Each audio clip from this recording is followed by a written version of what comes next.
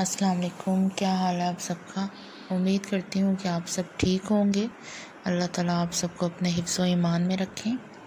ये हमें पार्सल आया था तो फिर मैंने उसमें से थोड़ा सा टेस्ट किया था और शुक्र अल्हम्दुलिल्लाह मेरी बेटी की तबीयत अब पहले से बेहतर है। और ये देखें जंपिंग पे लगे हुए हैं। वो अभी छोटी है, जंपिंग नहीं कर सकती तो वो बस पास बैठ जाती है तो वो जंप कर ही जाते हैं, वो वैसे ही खुश हुई जाती है। वेंटिलेटर किया है। इससे रिलेटेड मैं आपको एक स्टोरी सुनाऊंगी। इटली में ना एक 53 सालाना बूढ़ा शख्स हॉस्पिटल में एडमिट था। तो जब वो सेहत याब हो गया, हॉस्पिटल से डिस्चार्ज हो गया, तो जो हॉस्पिटल की इंतज़ामिया थी उसने ना उसे वेंटिलेटर की कीमत अदा करने को बोला, एक दिन के वेंटिलेटर की। तो बूढ़ा आदमी ये सुन के रोने लग गया। तो डॉक्टर्स ने कहा कि आप ना रोएं। डॉक्टर्स ने समझा कि गरीब इंसान है, नहीं पे कर सकता, इसलिए रो रहा है। तो फिर इसलिए डॉक्टर्स ने कहा कोई बात नहीं, आप बिल पे ना करें। तो आगे से बूढ़े ने जवाब दिया, ना बूढ़े ने आगे से, उसने डॉक्टर्स को रुला दिया। बूढ़े आदमी ने बोला कि मैं इस वजह से नहीं रो रहा कि मैं पैसे नहीं दे सकता, पैसे मैं आपको देकर जाऊंगा।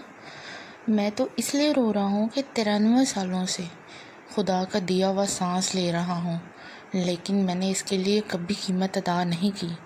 मैंने एक दिन के लिए हॉस्पिटल में वेंटिलेटर यूज़ किया है तो उसके लिए मुझे $500 देने पड़ रहे हैं। तो अब आप ये बताइए कि मैं खुदा का कितना बड़ा मकरूज़ होऊंगा।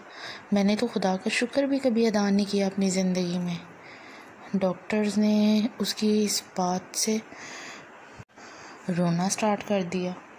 तो देखें जो बात वो कहना चाहता था कि अल्लाह ताला मुझे 93 सालों से 93 ईयर्स से अल्लाह ताला मुझे सांस फिर भी दे रहा है। मैं उसका शुक्र तक अदा नहीं करता, वो मुझे सांस फिर भी दे रहा है। अल्लाह ताला हमें शुक्र करने वाली ज़ुबान और ज़िक्र करने वाला दिल अता फरमाए। आमीन सुम आमीन या रब्बुल आलमीन।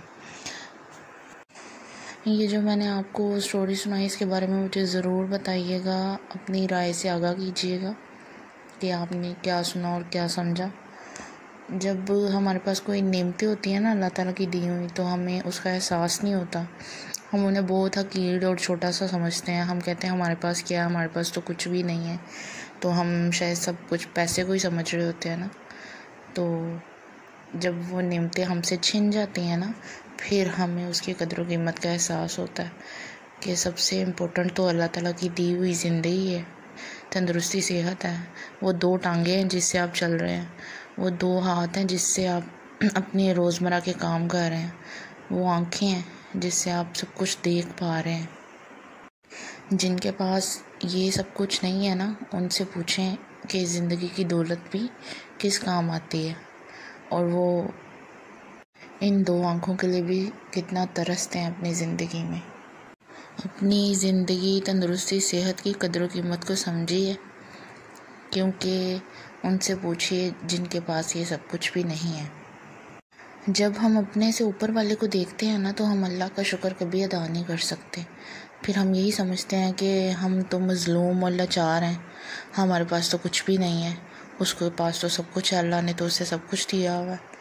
तो जब आप अपने से नीचे वाले को देखेंगे तब आप अल्लाह का शुक्र ज़रूर अदा करेंगे। इसलिए मेरा सबको यही मशवरा है कि अपने से ऊपर वालों को ना देखें, अपने से नीचे वालों को देखें।